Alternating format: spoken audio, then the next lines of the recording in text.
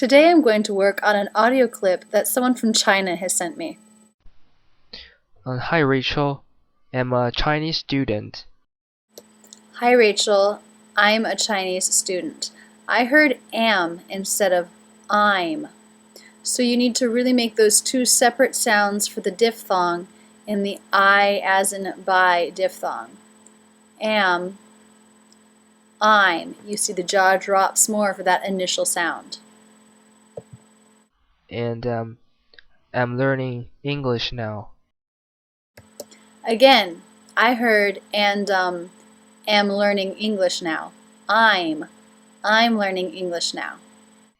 I'm a sophomore. Now here he says, I'm a sophomore. And I do hear the two sounds of the diphthong I a little bit better, but it's a little too fast. I'm is what I heard. I'm a sophomore. In a normal university. I'm not quite sure here what the name of the university was. I don't know really 100% if it was an English word or Chinese. It did sound like the English word normal, but I didn't hear a dark L. I heard a bit of an R sound at the end, which is a common mistake for people whose native language is Chinese. So make sure that that ends in the dark L if it is in fact the word normal. All normal university. That means I'm going to be an English teacher 2 years later. Good. The word that. I heard a shadow vowel after the word that before the word means. That means. That means. There shouldn't be any kind of vowel sound between those two words. That. The tongue moves up here into position for the T or D sound. That. T. Instead of pulling down and letting air escape to make that T sound, the word simply stops within that tongue movement.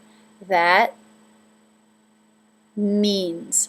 And then you bring the lips into the position for the M and continue the sound. That means. That means. That means I'm going to be an English teacher 2 years later. The rest of that sounded good. A note about the phrase 2 years later. That refers to something that happened in the past 2 years after something else that happened in the past.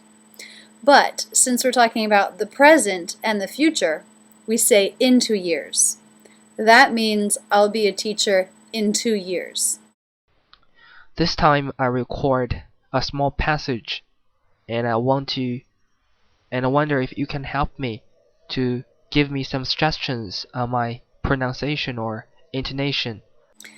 Okay, in general, really, your accent is pretty great, but I do want to point out everything. So I will say on the word to.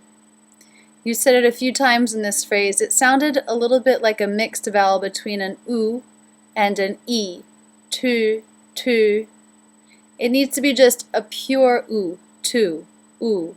U.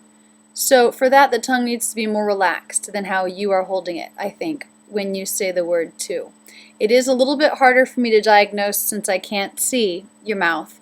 Just based on what I hear with the ear, I'm saying in that U vowel for the word to, your tongue needs to be more relaxed. The word suggestions. Give me some suggestions. I hear suggestions. Suggestions with a ch sound. What I need to hear is a little bit more of a g with a j. G as in gap with a j as in jar. Suggestions. Now the g sound isn't terribly strong, but there is a closing in the throat.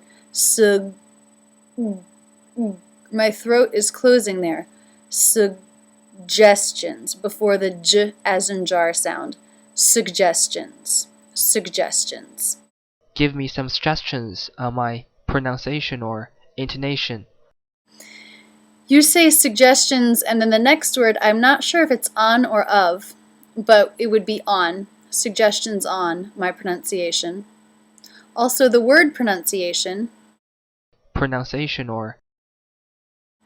I hear pronunciation. Pronunciation.